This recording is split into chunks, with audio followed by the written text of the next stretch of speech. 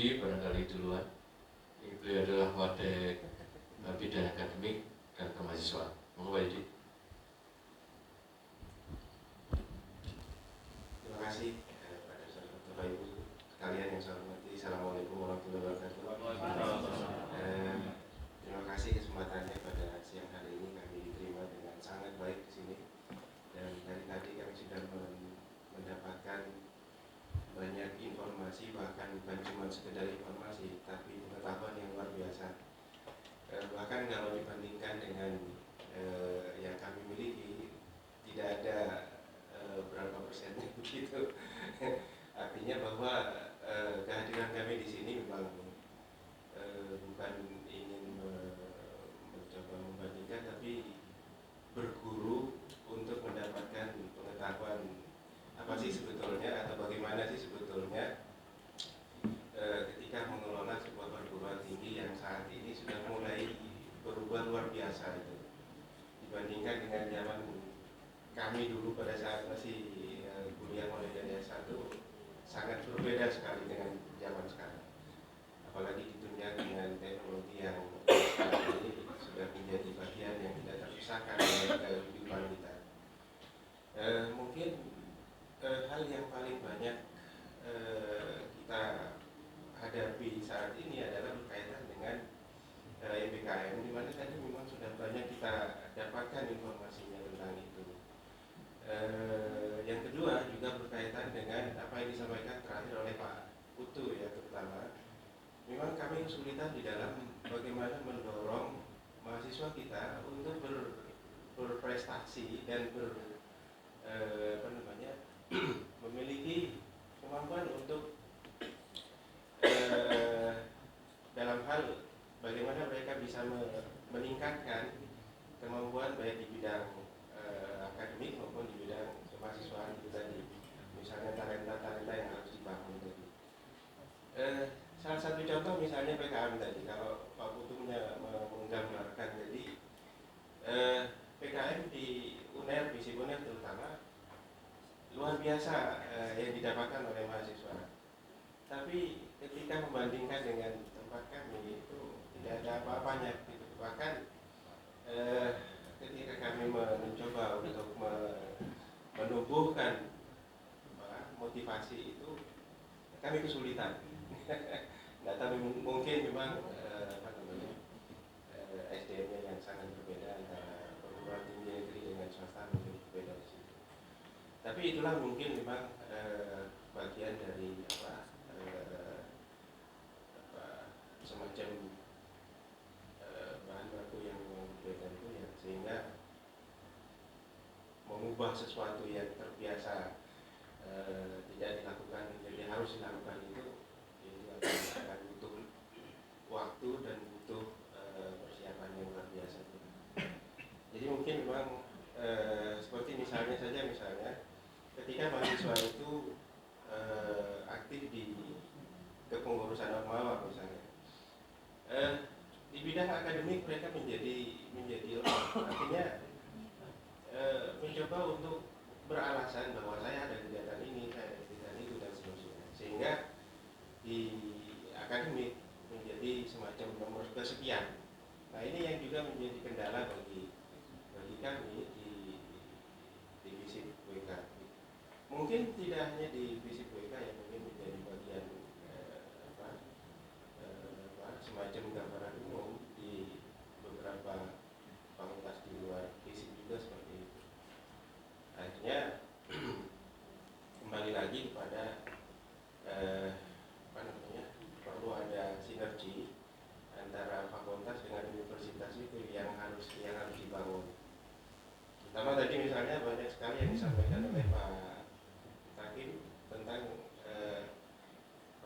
penjaminan mutu.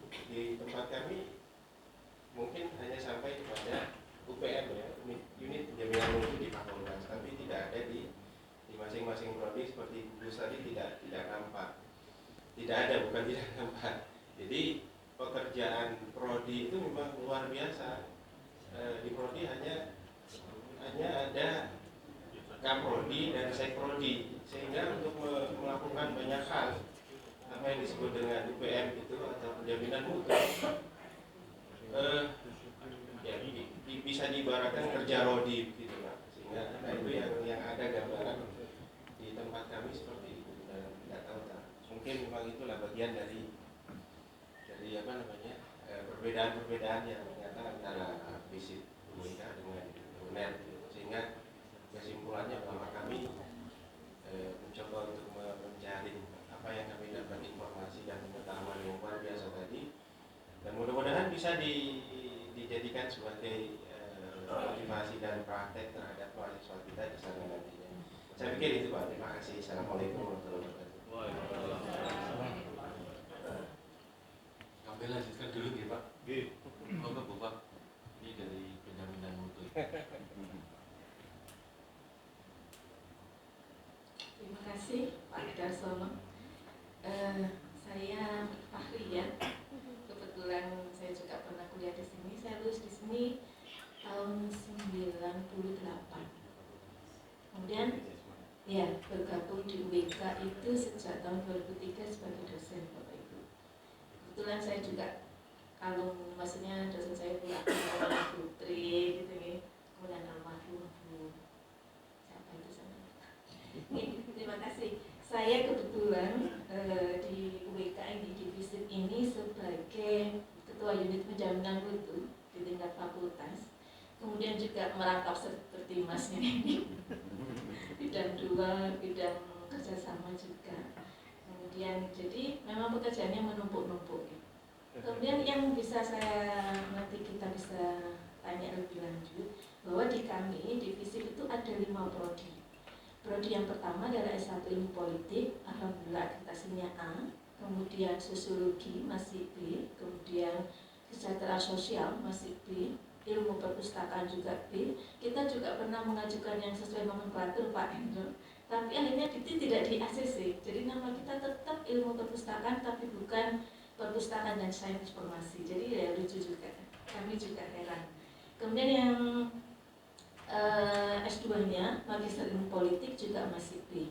Kami dari tim dekanat dan prodi ini pengennya kan naik tingkat ya. Kepengennya naik kelas, maksud saya berkutat di B terus nih. Jadi kita berusaha ingin meningkatkan kita, termasuk SDM kita, dosen, karyawan dan sebagainya, termasuk terutama kegiatan akademik dan tridharma kita gitu. Kemudian jadi kita pengennya yaitu seperti Bapak Ibu itu, karena semuanya apalagi IKU internasional kan begitu nih. Tapi kalau kita mau kerjasama dengan internasional dengan dana yang tidak sebanding dengan negeri kita nggak mungkin Bapak Ibu. Bapak suruh cari. Iya. Tapi beliaunya Pak Bambang itu loh, kita kasih tugas apa sama Bu Yanu, akhirnya ya balik lagi Pak, kita yang mengerjakan. Nah, iya Pak, bingung saya. Jadinya niat kami itu adalah belajar ke kampus-kampus yang terbaik di Indonesia. Salah satunya kemarin kita sudah benchmarking ke UGM, Visipol UGM. Sekarang kita gantian ke Visipol UNER. Jadi kita dalam rangka seperti yang dimintakan Pak Dekan, peningkatan SDM kita. Gitu. Kemudian saya yang pengen tentang jaminan mutu. Itu memang kita sudah disampaikan tidak ada gugus penjaminan mutu sehingga semua dilaksanakan oleh UPM. Dan UPM ketika menyebarkan seperti yang Bu Dwi bilang, kuesioner pengguna alumni, pengguna lulusan, kemudian proses pembelajaran, memang responnya kurang bagus. Jadi kita di bagian UPM itu akhirnya ya saya sendiri itu kebingungan dalam bagaimana melaporkan. Tapi di UPM fakultas kita itu ada istilahnya ada laporan monitoring Pak. Gitu. Jadi membantu yang seharusnya kalau di UNER kan dilaksanakan oleh gugus, kita akhirnya UPM itu setiap semester ada laporan monitoring dan itu yang monitoring ya saya sendiri UPM. Jadinya repot baru kita laporkan ke Badan Penjaminan Mutu. Intinya sama seperti itu, kita punya 45 standar FBKM, kampus pendidikan, semua sudah kita punya. Tinggal pelaksanaannya yang prodi itu istilahnya keteteran gitu ya, seperti yang disampaikan oleh Pak Yudi. Kemudian saya tanyakan, versi. Misalnya seperti yang disampaikan tadi ini, 20 SKS ketika magang boleh hanya sertifikat gitu aja, tidak perlu dikonversikan mata kuliah. Apakah panduan seperti itu dibuat dari fakultas sendiri atau dari universitas, atau dibuat UPM atau dibuat BPM, atau hanya langsung peraturan rektor? Untuk panduan konversi semuanya berarti. Nah, seperti itu yang sedang kami belajar, karena kemarin di UGM juga sendiri, maksudnya UGM sendiri yang membuat fakultas sendiri. Kemudian di bidang kerjasama, Bapak Ibu, nyun sewu, jika kami diizinkan, misalnya FISIP ini terserah departemen apa, ketika mengadakan konferensi internasional, seminar internasional, kita kan sudah kerjasama nih. Maksud kami, bisakah kita dilibatkan dosen-dosen kita untuk berperan, sehingga karena kalau kita langsung kerjasama internasional kan tidak mungkin ya. Karena jadi kita belajar, istilahnya belajar bersama-sama tentang kinerjanya dosen fisik UNER. Jadi kita mungkin kerjasamanya bisa dilibatkan dalam kegiatan-kegiatan yang dilaksanakan oleh fisik UNER. Mungkin seperti itu. Bisa juga nanti kita mahasiswa kita belajar di sini misalnya. Jadi tugas seperti kalau UNER belajar di UGM. Jika diperkenankan nanti kita juga akan seperti itu. Belajar, mahasiswa kami belajar di FISIP UNER. Nah seperti itu. Ikut ini kita di FISIP itu ikut SPA ya. Gitu. Yang di dikti itu Pak di internal seminar. Iya. Itu kita mendatangkan pembicara-pembicara dari luar Iya. negeri. Terus kemudian itu ada seminarnya. Maksud saya kami itu informasinya kami cari sendiri, atau misalnya dari Bapak Ibu, kan kita kan banyak ya, misalnya Pak itu ke Buya Asrin misalnya gitu. Iya nanti bisa. Iya gitu maksud saya, maksud kami ya, maksud Saya menangani tadi Pak Irfan. Nggih. Mendingan kalau Ibu ingin tahu itu langsung ke Pak Irfan, jadi nanti informasinya dari Pak Irfan. Oh nggak tahu. Padek 3 nggak hadir ya. Pak Irfan tadi Oh, yang mendampingi Pak Teka tadi. Oh nggih. Pak Irfan. Mungkin nanti bisa saya minta kontaknya dari teman-teman ya. Iya. Oke. Itu langsung enak itu. Dapat gampang informasi dapat. Maksudnya misalnya kita ada yang kolaborasi dengan Dikti, misalnya Pak ya, kita daftar ke Dikti, mahasiswa kan daftar ya, nah mungkin bisa diterima. Nah seperti itu kan kita perlu kerjasama ya Bapak Ibu. Mungkin seperti itu. Kemudian saya tanyakan satu lagi, tadi sudah disampaikan tentang repositori. Kan mahasiswa saya pernah mendengar kan tidak harus upload skripsinya, tugas akhirnya ke repositori, tapi bisa publikasi dengan dosennya. Kalau di sini di FISIP itu bagaimana? Apakah sudah berlaku seperti itu? Jadi mahasiswa itu nggak perlu upload di repositori, tapi langsung publikasi dengan dosennya? Atau jadi ada dua jalan. Iya. Tergantung ininya. Tapi kalau kemarin terakhir itu kita namanya rewrite ya, rewrite dari reworking dari skripsinya mahasiswa, mana yang lebih bagus dipilihin, yang dapat nilainya A, yang bagus, kemudian itu di reworking sama dosennya dipublish. Oh jadi tapi si mahasiswa tetap enggak. Upload sebagai syarat wisuda ke repositori? Tetap itu? Oh kalau Ada namanya. Jadi mahasiswa itu ketika mengumpulkan skripsi, kalau skripsinya mahasiswa itu mau dipublish, nah itu harus di embargo. Jadi misal, oh ini tuh skripsinya bagus nih, ya, supaya nggak masuk repository, betul. nah Dosen. dosen tanda tangan, Iya. di embargo, jadi sama perpustakaan nggak akan dipublish. Oh. Nah setelah gitu. itu dosen dengan mahasiswa itu reworking, Ya. diperbarui menjadi format penulisan jurnal, dimampatkan, kemudian mahasiswa sebagai penulis pertama, dosen sebagai penulis kedua, dan kemudian dipublikasikan. Oh. Jadi ada namanya embargo. Embargo. Yang tidak diembargo otomatis repositori muncul. Muncul, oke. Sehingga tidak terjadi dua kali Double publish ya gitu. Jadi kalau dulu itu semua mahasiswa wajib Iya. embargo, kenapa? Karena S1 ketika itu wajib publikasi, kan? Semuanya ada embargonya. Tapi setelah itu nggak ada kewajiban itu Iya, lagi, betul, hilang kewajiban itu, sehingga kemudian yang terpilih saja yang diikutkan. Oke, baik. Ya, itu Mungkin tadi saya jawab tentang ini apa namanya? Tadi jenengan bertanya tentang konversi ya. Jadi kalau di kami itu di UNER itu punya yang namanya Airlangga Smart University yang digagas dulu pencetusnya itu adalah Prof. Nyoman. Itu pedomannya untuk macam-macam kegiatan kemahasiswaan. Jadi dari ke-8 program MBKM itu mulai dari MBKM lintas prodi, MBKM magang, praktek kerja, pertukaran mahasiswa dalam negeri dan luar negeri, kemudian MBKM asisten mengajar, penelitian atau riset, proyek kemanusiaan dan wirausaha, itu semuanya ada di Airlangga Smart University yang bisa di lamannya itu mungkin jenengan bisa mencari di uner.ac.id/laman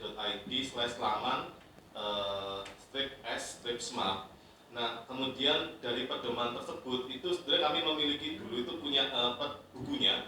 Nah, dari pedoman tersebut kami membuat di dalam bentuk pedoman per prodi. Jadi kalau di AP itu kami merancang pedoman per prodinya. Misalnya saja, yang bisa mengambil magang MSIB itu untuk yang 2021 misalnya nanti kita rencanakan adalah nanti mata kuliah pilihan yang semester 7 seperti itu. Nah, itu nanti kami ada pedomannya. Terus kemudian karena kemarin kan masih silik silik genje ya, bahasa Surabaya silik genje. Iki mau balik ke silik genje. Belum sinkron ya. Nah, ini Bali tapi bonek Bu tenang.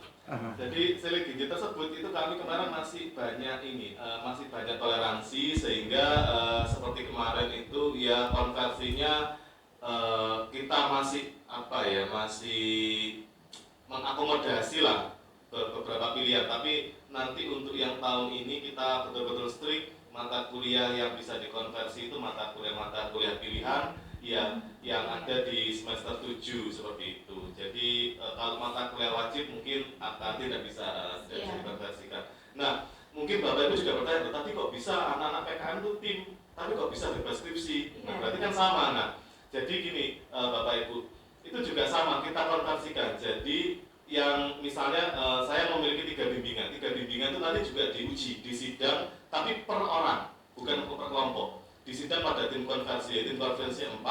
Nah, terus kemudian mereka memiliki kewajiban untuk publikasi jurnal Sinta minimal Sinta 2. Sama. Iya, minimal Sinta 2 sama saja. Jadi ya sama beratnya juga dengan skripsi. Iya. Nah, kenapa sih saya juga kebetulan di Direktorat Kemahasiswaan itu juga dan tanda kutip mungkin membisi supaya meningkatkan PKM dengan cara itu. Karena apa? Di PKM itu memang sulit Bapak Ibu. Jadi kalau skripsi kan kita hanya 1 pembimbing, terus kemudian diujikan oleh 3 orang penguji termasuk pembimbing. Tapi kalau PKM kan tidak. Ada seleksi proposal awal, seleksi administrasi. Saya itu biasanya kalau menyeleksi proposal, halaman tidak tensi roman, saya masukkan tempat sampah. Mau bimbingannya profesor siapapun, saya masukkan tempat sampah. Jadi semuanya pedoman harus tensi roman. Itu salah satu contoh kecil. Font tidak tensi roman 12, fontnya saja, walaupun judulnya bagus, masuk tempat sampah. Sangat strict. Jadi saya biasanya dari 200 proposal yang saya nilai, itu yang bisa lolos seleksi administrasi saya di tahap 1 itu hanya 11 proposal. Nggak pernah lebih dari 11. Seperti itu. Terus kemudian kedua adalah seleksi tema. Temanya juga harus sesuai dengan mahasiswa tersebut bidang studinya apa, kemudian kondisi kekinian apa. Dan masing-masing saya cek di Turnitin. Jadi tidak bisa tema yang ganda sudah dipublikasikan orang, jelas tidak bisa saya coret. Seperti itu. Jadi tingkat kesulitannya kenapa kok PKM itu bisa dikonversikan sampai jauh lebih tinggi bahkan di luar, mungkin ya dulu di luar ekspektasi mahasiswa karena memang sangat sulit sekali. Belum lagi pelaksanaannya, karena mereka juga tidak hanya meneliti, tidak hanya pengabdian masyarakat, tidak hanya membuat prototipe alat atau software, tapi mereka juga harus bisa mempertanggungjawabkan dana, karena dana itu nanti juga termasuk diperiksa oleh BPK, seperti itu.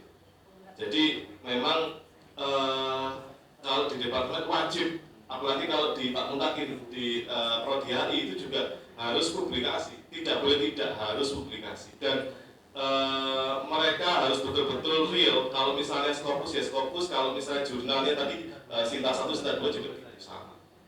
Jadi mungkin itu yang bisa saya jawab menanggapi ada mungkin kurang lebih ada 2 hal tadi yang Bapak Ibu ungkapkan. Matur nuwun.